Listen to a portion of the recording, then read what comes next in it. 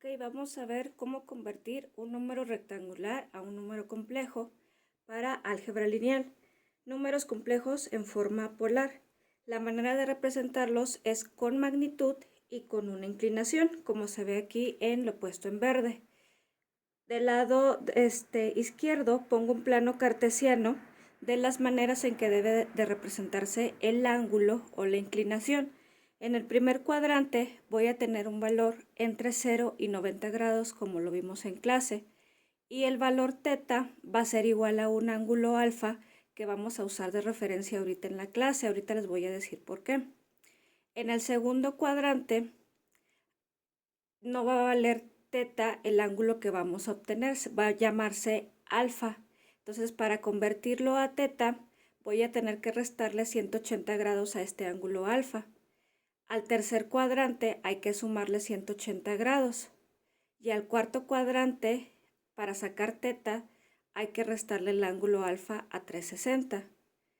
Entonces, ¿cómo sacamos un número complejo? ¿Cómo lo convertimos?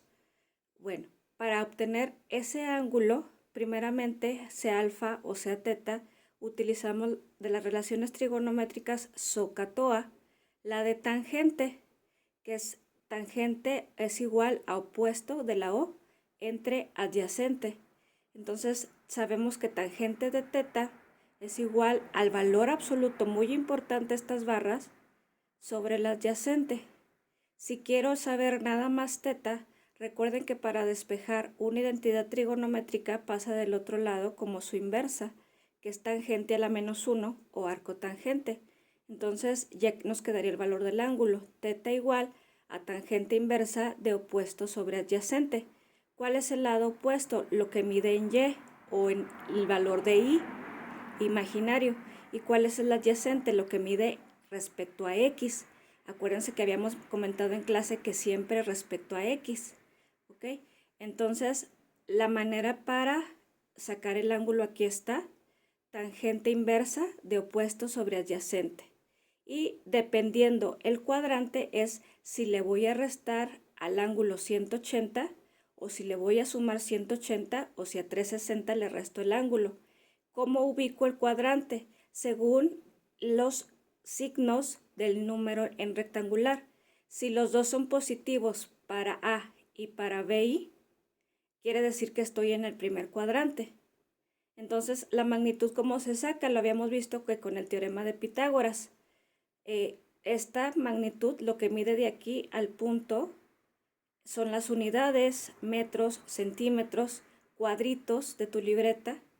Entonces, z, que es la magnitud, es igual a la raíz cuadrada, como si fuera el teorema de Pitágoras, de lo que vale el lado adyacente, que en este caso es 1 al cuadrado, más 2 al cuadrado. Entonces, eso me dio un valor de la raíz de 5. No la obtuve para no poner tanto decimal, así lo dejé expresado como raíz. Esa es la magnitud, me da 2 punto algo. Entonces, si lo graficas en tu libreta te va a dar 2 punto y cachito de cuadritos. Y el ángulo, utilizo la fórmula de tangente inversa, barras de valor absoluto, el lado opuesto, que acuérdate que es el que acompaña en la i, que es 2, que es el que está en y, lo que mide 2, entre 1. Entonces era muy fácil, ¿no? Tangente inversa de 2 igual a 63.43. El ángulo está entre 0 y 90 grados. Entonces la conversión sería entre paréntesis raíz de 5, la magnitud, coma 63.43. Esta es la expresión en polar. Entonces este número que está en azul en rectangular ya lo convertí a polar en color negro. Cuadrante 2. Habíamos visto que lo de tangente inversa no se iba a modificar porque utilizábamos barras de valor absoluto. Entonces, este -1, tú lo ibas a meter positivo a la calculadora. Entonces, siempre te va a salir el 63.43 o la cantidad positiva de ángulo. ¿Qué es lo que vas a hacer? Si está en el segundo, recuerda que de aquí donde está mi dedo, del inicio del eje del plano cartesiano hasta acá, hay 180 grados. Entonces había que restarle este angulito que está aquí para obtener el valor del origen a donde está aquí. Entonces, por eso se le resta 180 menos 63 y el ángulo me queda entre 90 y 180, que me dio 116.57. Entonces, la conversión es raíz de 5, pero ahora el ángulo vale 116.57. Siguiente, que es el cuadrante 3. Menos 1, menos 2, sí. Fíjense cómo los signos son negativos en A y en BI. Entonces, pues por eso que ubican el tercer cuadrante. Entonces, el ángulo va a ser mayor que 180. Entonces, la z es igual menos 1 al cuadrado más menos 2 al cuadrado, que es el adyacente y el opuesto, y me vuelve a dar lo mismo, raíz de 5.